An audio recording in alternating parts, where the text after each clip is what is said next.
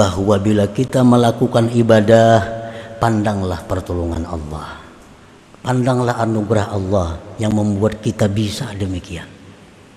Jangan kita pandang kekuatan kita. Banyak yang lebih kuat dari kita, tapi kada bisa beribadah karena tidak ada anugerah Allah. Anugerah Allah. Yang kedua, amal ibadah yang kita perbuat itu jangan diagung-agungkan, jangan dibesar-besarkan. Tetapi sebaliknya, bahwa amal yang kita lakukan itu banyak cacatnya, banyak kurangnya, sehingga kada punya harga. Nah, bila demikian amal ibadah itu, maka ini akan jadi modal yang kuat untuk diterima di sisi Allah Subhanahu wa ta'ala.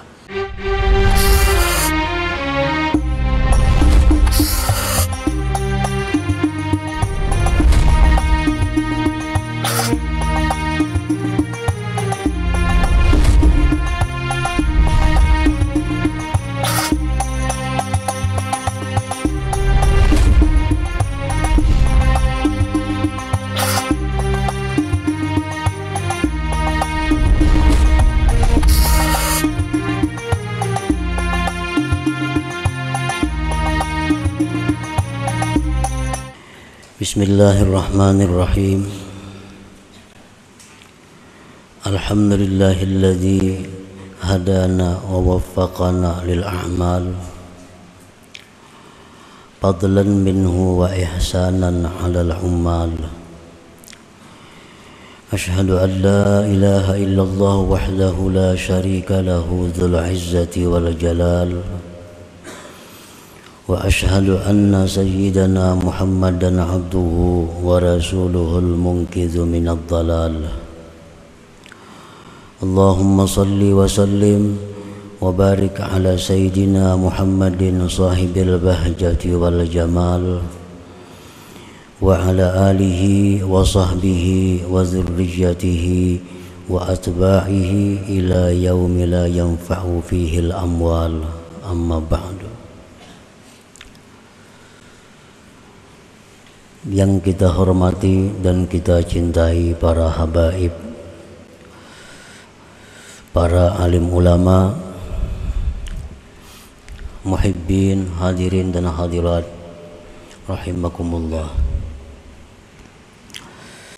Alhamdulillah, puji dan syukur kita haturkan kehadirat Allah Subhanahu wa ta'ala yang melimpahkan berbagai macam anugerah dan nikmat kepada kita, yang memberikan hidayah, taufik dan inayah kepada kita, sehingga kita dapat berkumpul bersama-sama di majelis yang penuh berkah dan rahmat ini.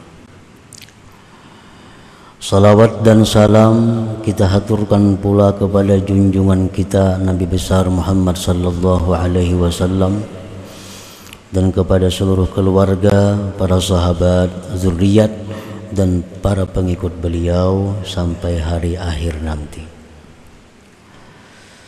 Para muhibbin rahimakumullah, al-hikmatul hadiyatu wa sab'un minal hikamil ataiyah. Qala al-Imam Ahmad ibn Athaillah As-Sakandari rahimahullah wa nafa'ana bi'ulumi. Hikmah yang ke-51 daripada Al-Hikam, berkata al-Imam Ahmad ibn Athaillah As-Sakandari rahimahullah, la amala arja lil qabul min amalin yagibu anka syuhuduhu wa yahtakiru indaka wujuduhu. Yang artinya, tidak ada amal ibadah yang lebih diharapkan untuk diterima Allah daripada amal ibadah yang gaib dari engkau menyaksikannya, dan hina di sisi engkau adanya itu amal ibadah. Itulah kurang lebihnya terjemah daripada hikmah yang ke-51 ini. La amala minal a'mal al-mutaqarrabi biha ilallahi subhanahu wa ta'ala min ityanin wa tarkin arjalil qabul indallahi ta'ala min amalin tashhadu bihi anna alladhi waffaqaka lahu huwallahu ta'ala walaulahu ma sadara minka dhalikal amal wa an la ta'tamida alaihi fi tahsili amrin minal umur li ru'yatika taksira fihi wa adama salamatihi minal afat al mani'ati min qabulih. Tidak ada amal ibadah daripada amal-amal ibadah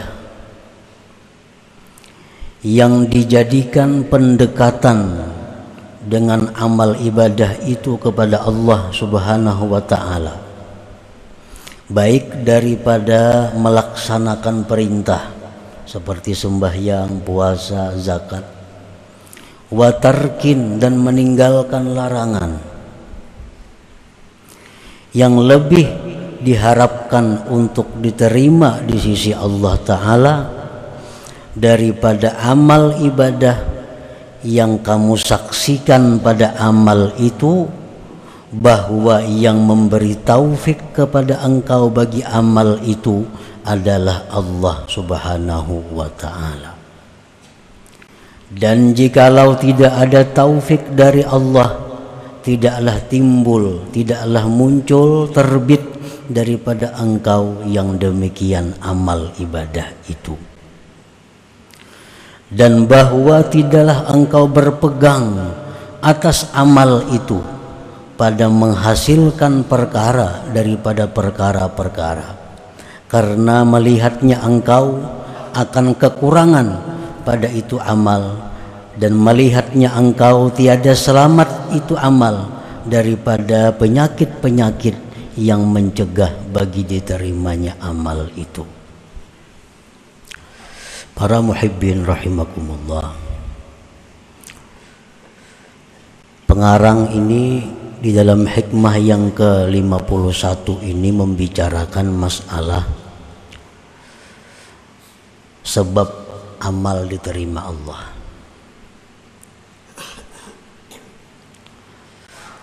Amal kita itu banyak sebabnya, syarat-syaratnya agar bisa diterima oleh Allah, selepas kita melaksanakan kewajiban kita. Amal ibadah yang kita lakukan apabila cukup syarat rukunnya, terhindar daripada yang membatalkannya, maka amal ibadah itu sudah dikatakan sah. Sembahyang contohnya, puasa, zakat, bila syarat-syaratnya sudah kita laksanakan, rukun-rukunnya kita penuhi, pembatal-pembatalnya dijauhi, maka ibadah sembahyang, puasa itu sah. Namun apakah yang sah itu diterima oleh Allah? Karena setiap yang sah itu belum tentu diterima Allah. Untuk bisa diterima Allah, amal ibadah ini memerlukan lagi syarat-syarat yang lainnya. Di antara sekian syarat-syarat yang bisa membawa amal ibadah kita ini diterima Allah, maka syarat yang paling diharapkan untuk bisa diterima Allah dua hal. Yang pertama, amal ibadah yang kita saksikan pada amal ibadah itu taufik Allah, pertolongan Allah, rahmat Allah. apabila kita melakukan satu ibadah, yang kita pandang adalah bahwa ibadah yang kita lakukan itu merupakan taufik Allah kepada kita. Ibadah yang kita perbuat itu merupakan anugerah yang diberikan kepada kita. Nah, bukan ibadah itu merupakan dari diri sendiri. Apabila kita bisa memandang ibadah kita itu sebagai anugerah Allah, apabila kita bisa memandang bahwa ibadah itu adalah taufik Allah, bukan dari diri kita sendiri, nah ini harapan kuat ibadah itu diterima Allah. Harapan kuat. Yang kedua, ibadah yang kita lakukan itu tidak kita jadikan sesuatu yang menghasilkan baik derajat, baik keluasan rezeki, baik surga atau lainnya. Aku pangdahulu tuh huk mengamalkan itu, nah akhirnya aku murah rejeki. Nah ini ngarannya berpegang kepada amalan. Nah bila kita macam itu halnya, ini salah satu sebab yang mencegah diterimanya itu amalan. Amalan-amalan yang telah kita lakukan itu jangan kita perpegangi, jangan kita bikin andalan. Sebabnya apa? Sebabnya kita tahu bahwa amalan yang kita lakukan itu banyak rusaknya. Kita tahu bahwa amalan yang kita perbuat itu banyak aibnya. Jadi janganlah kita berpegang kepada amalan-amalan yang kita lakukan itu. Yang kita pegang adalah rahmat Allah yang diberikan kepada kita.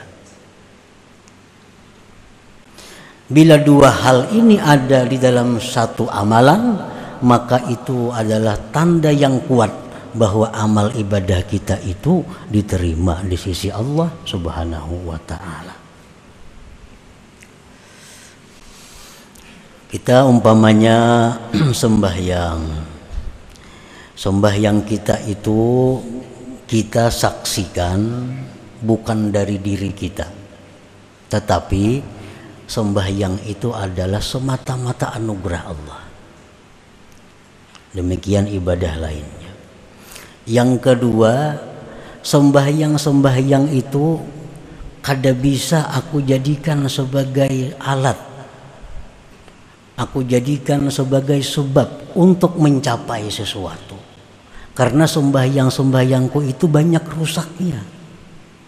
Jadi yang aku harapkan bukan dari sembahyang itu, yang kuharapkan adalah rahmat Allah yang melimpah kepadaku.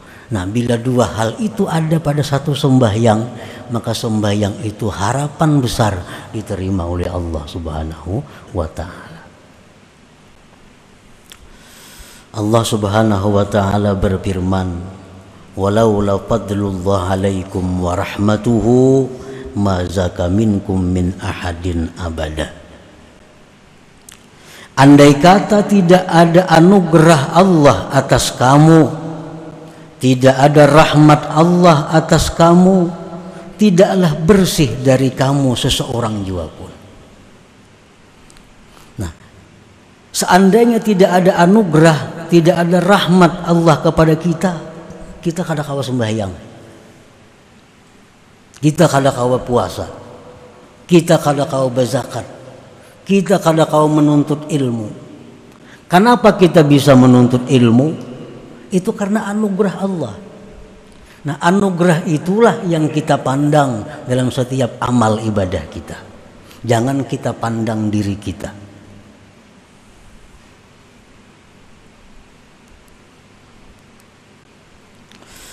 Ibadah yang kita perbuat itu jangan dibesar-besarkan. Apalagi dibikin satu andalan, satu pegangan. Karena ibadah itu kita yakin, kita tahu banyak rusaknya. Dan ibadah itu kullama suggirat kaburat. Ibadah itu bila mana kita kecilkan, ibadah itu bila mana kita hinakan, dia menjadi besar di sisi Allah. Wa idza kubbirat sagurat. Ibadah itu bila kita besarkan, ibadah itu bila kita andalkan, dia jadi kecil di sisi Allah, bahkan bisa tidak ada sama sekali di sisi Allah. Jadi yang kita pegang, yang kita andalkan adalah bukan ibadah yang kita perbuat, tetapi rahmat Allah Subhanahu wa ta'ala. Itu yang kita harapkan, yang bisa menyelamatkan kita, yang bisa membuat kita sukses. Bukan ibadah kita, tetapi rahmat Allah Subhanahu wa ta'ala. Rasulullah sallallahu alaihi wasallam bersabda, "Ma minkum min ahadin yunjihi amaluhu." Qalu wala anta ya Rasulullah. Qala wala ana illa ayyataghammadani Allah birahmatih. Tidak ada daripada kamu seorang pun, kata Rasulullah, yang diselamatkan oleh amalnya di akhirat. Andai kata kita dihitung dengan amal, semuaan kita ini masuk neraka. Tidak ada seorang pun dari kalian yang bisa menyelamatkan akan dia oleh amalnya. Ujar sahabat bertanya, "Pian pang wahai Rasulullah?" "Aku pun demikian," kata Rasulullah. "Kecuali bahwa Allah melimpahkan kepadaku dengan rahmatnya." Nah, jadi kita jangan dengan sembahyang ini supaya jangan masuk neraka, dengan sembahyang ini supaya masuk surga. Kebiasaan seperti itu ditinggalkan. Ditinggalkan. Aku berharap dengan sembahyangku ini aku bisa ke surga. Dengan sembahyangku ini aku terhindar daripada ke neraka. Itu ditinggalkan. Nah, kita sudah sampai ke suatu pengertian bahwa ibadah yang kita lakukan itu kada bisa diandalkan demikian. Yang bisa kita andalkan adalah rahmat dan anugerah Allah Subhanahu wa ta'ala. Para muhibbin rahimakumullah. Nah, ini jangan diartikan bahwa kada perlu sembahyang, jangan diartikan demikian.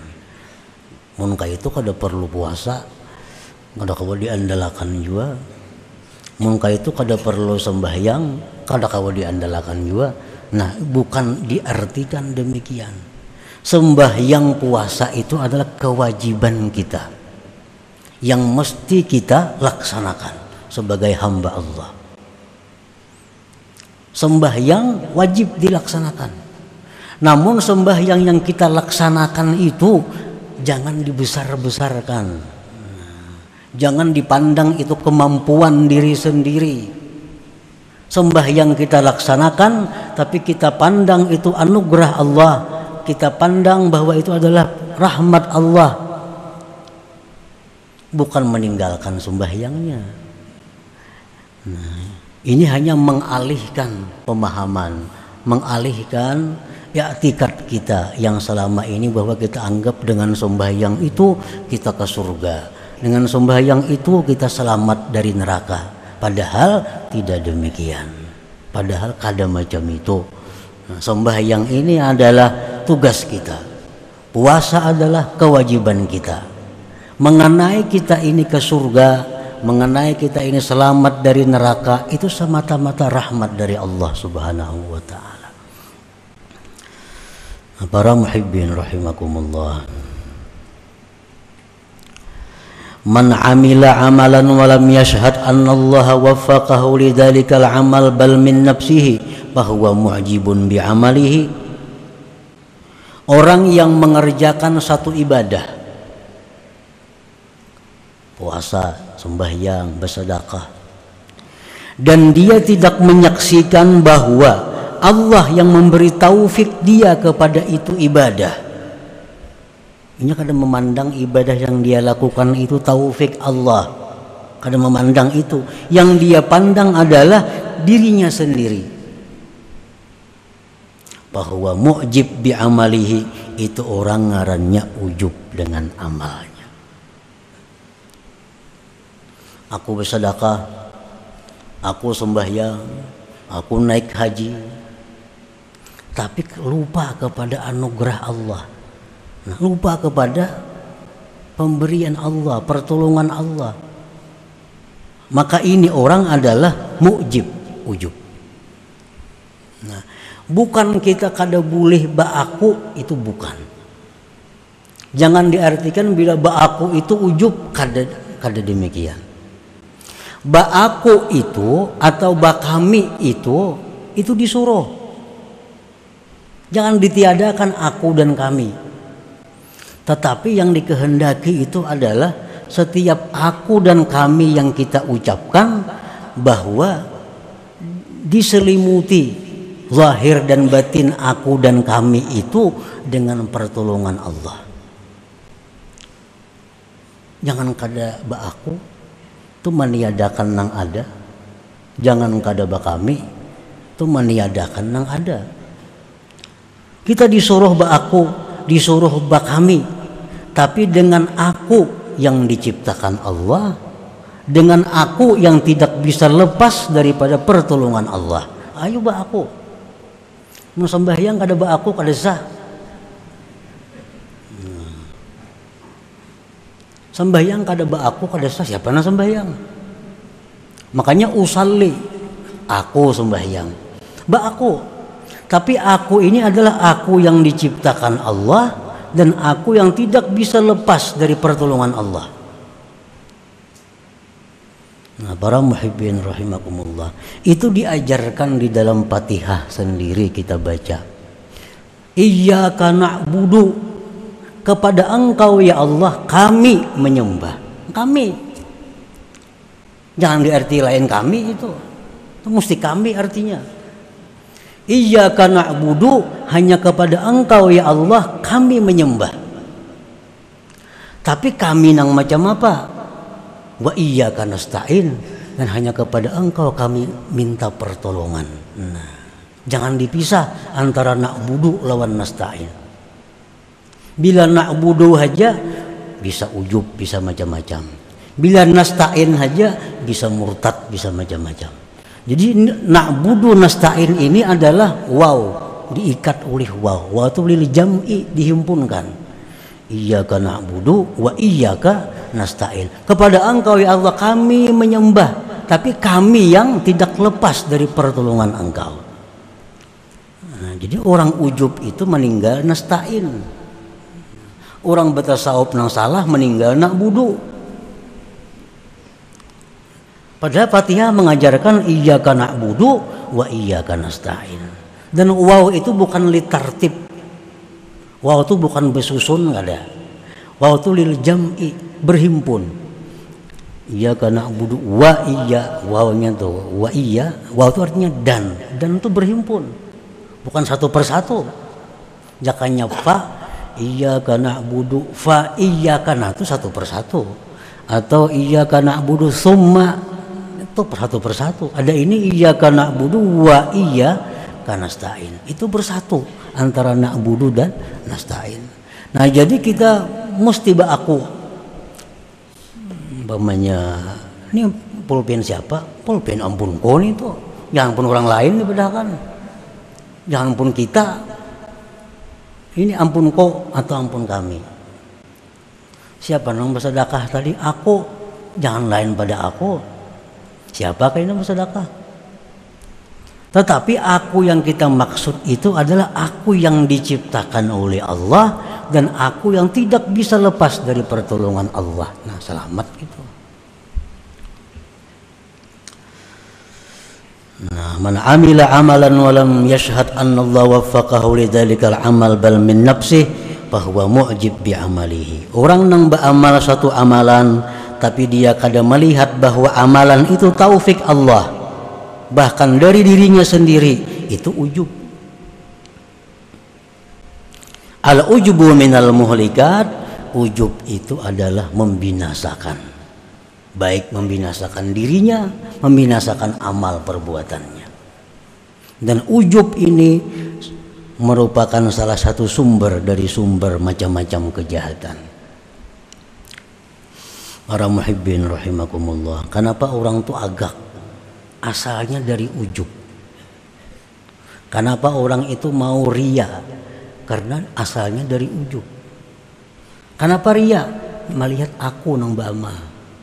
Kada ingat lagi lawan nang nastainnya tadi. Nah itu mau ria. Kenapa sombong? Karena nak budunya aja diingkutinya, nastainnya kada. Kenapa kikir? Bakhil? Karena nak buduh aja. Kenapa orang kikir? Merasa nang becari itu inya. Nang becari itu merasa inya. Aku lapah mengumpulkan tunggal ribuan duit nih. Tunggal ribuan mengumpulkan lapah. Nah, nang merasa inya, nang datang inya nang peroleh rezeki itu merasa milik ampunnya. Dari situ kikir. Pada andai kata dia merasa bahwa rezeki itulah anugerah Allah, inya kawa turun ke pasar itu pun anugerah Allah, kada akan kikir.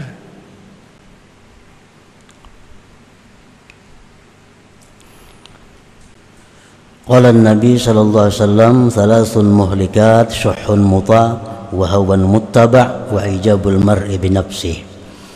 Ujar Nabi, 3 hal yang membinasakan manusia ini. 1, sifat kikir yang ditaati. Sifat kikir itu sebenarnya kada membahayakan. Nang membahayakan tuh karena ditaati. Kikir itu dalam hati, paraya bewakaf, paraya bersedekah, paraya memberi makan orang. Itu kikir. Itu kada jadi masalah. Nang masalah tuh dituruti. Nah, itu masalahnya. Makanya jar Nabi syuhun muta, kikir yang ditaati. Wa hawan muttaba, hawa nafsu yang diikuti. Hawanya sama juga kada jadi masalah. Hendak itu, hendak ini, hendak macam-macam. Amun kada dituruti apa ada. Nang bahaya itu yang muttaba, diikuti. Yang ketiga ujar Nabi kita, wa ajabul mar'i bi nafsi, dan ujubnya seseorang dengan dirinya. Nah, ini merasa keberadaan dirinya ini nang beramal, merasa dirinya ini nang bersedekah, merasa dirinya nang sembahyang, merasa dirinya nang puasa, merasa dirinya nang naik haji, tanpa mengingat pertolongan Allah tadi, nasta'in. Qala Isa alaihi wa ala nabiyyina as-salatu wassalam, kam min sirajin qad atfa'athu ar-rih wa kam min 'abidin qad afsadahu al-ujub. Nabi Isa berkata, berapa banyak lampu yang dipadamkan oleh angin, berapa banyak orang yang ahli ibadah dirusak oleh ujub itu. Salah satunya orang yang dulunya taat kemudian rusak adalah Qarun. Qarun nang di zaman Nabi Musa alaihissalam. Nah, Qarun ini sudah tahu semuaan manusia paling sugih. Harta berlimpah ruah diberikan Allah kepada Qarun. Lalu dinasihati oleh Nabi Musa. Ujar Nabi Musa, wahai Qarun, itu ambisi harta banyak, cari akhirat. Nah, jangan kikir. Harta banyak diberi Tuhan. Nah, tuntut akhirat dengan harta itu. Apa jawaban Qarun? Allah mengisahkan dalam Al-Quran. Qala innama utituhu ala ilmin indi. Ujar Qarun, aku ini banyak punya harta, memang aku pintar. Aku pintar karena ada ilmu yang ada pada diriku, sehingga aku banyak punya harta. Qarun lupa menyandarkan itu kepada Allah Subhanahu wa ta'ala. Padahal siapa yang memberi ilmu itu adalah Allah. Dari mana datangnya rezeki? Dari Allah. Sehingga Qarun itu menentang kepada Nabi Musa. Aku punya harta ini karena aku punya ilmu, ujar Qarun. Akhirnya apa? Si Qarun karena ujubnya itu, karena mengakuinya itu tanpa mengakui pertolongan Allah, fakhasabna bihi wa bidarihil arda, kami tenggelamkan Qarun itu dan rumah-rumahnya kami tenggelamkan, harta-hartanya ke dalam bumi. Nah, ini jar Nabi tadi, muhlikan. Ujub itu membinasakan, membinasakan ampun dirinya, membinasakan amalnya. Ampun dirinya apa yang binasa? Beribadah, membayangkan apa? Nah, beribadah semalaman suntuk menahan mata. Tapi karena dia merasa itu dirinya bukan pertolongan Allah, binasa. Nah, para muhibbin rahimakumullah, wa man amila amalan wa'tamada 'alaihi fa huwa mudillun 'ala Allah bi 'amalihi wa 'amalul mudilla yurfa' ila Allah taala. Orang yang beramal satu amalan kemudian dia berpegang atas amalan itu, dia menganggap bahwa amalan-amalannya ini kawa dia pegang bisa menyelamatkan inya. Nah, orang ini ngarannya adalah mudillun 'alallah. Arti mudil 'alallah itu orang ini merasa punya tempat di sisi Allah. Orang ini punya tempat di sisi Allah. Apabila kita merasa punya tempat kedudukan mulia di sisi Allah, amal kita tidak sampai diangkat kepada Allah. Tidak sampai diangkat kepada Allah. Rasulullah SAW bersabda, inna salatal mudil la turfa'a fawqa ra'sihi. Sembahyang orang yang merasa punya tempat di sisi Allah, merasa punya kedudukan di sisi Allah, itu tidak lewat atas kepalanya. Nah, kalau sampai ke hadirat Allah. Nah, para muhibbin rahimakumullah, dikisahkan di dalam kitab Ihya Ulumuddin bahwa seorang ahli ibadat yang sudah berapa puluh tahun ibadah kepada Allah,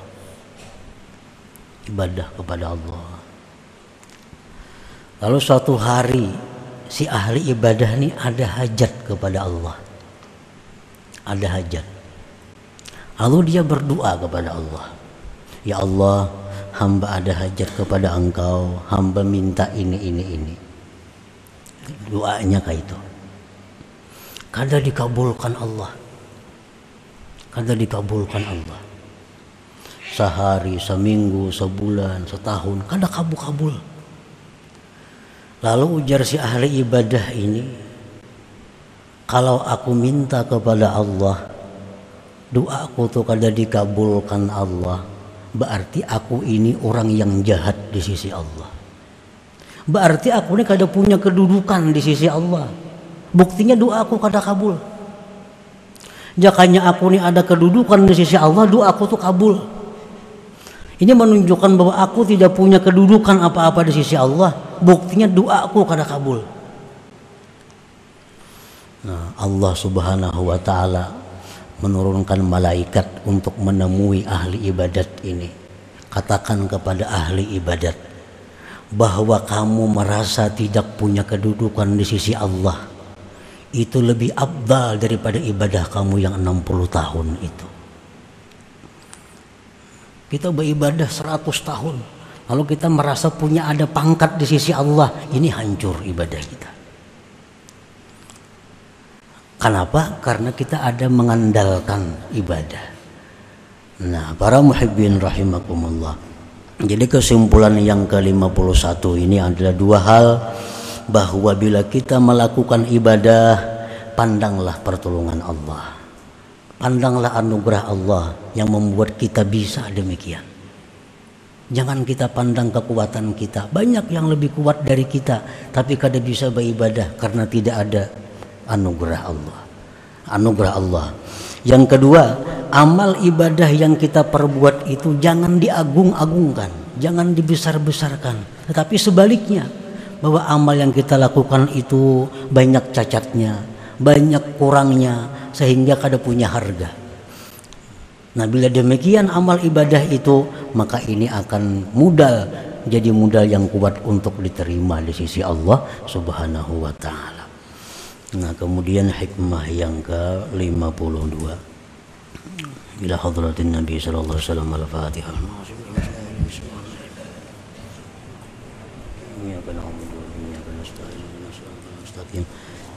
Shiratal ladzina an'amta 'alaihim ghairil maghdubi 'alaihim. Ya Allah biha ya Allah biha ya Allah bihusnil khatimah ya Allah biha ya Allah biha ya Allah bihusnil khatimah ya Allah biha ya Allah biha ya Allah bihusnil khatimah. فيا أيها الرجل منه شفاعة صلوا عليه وسلموا تسليما.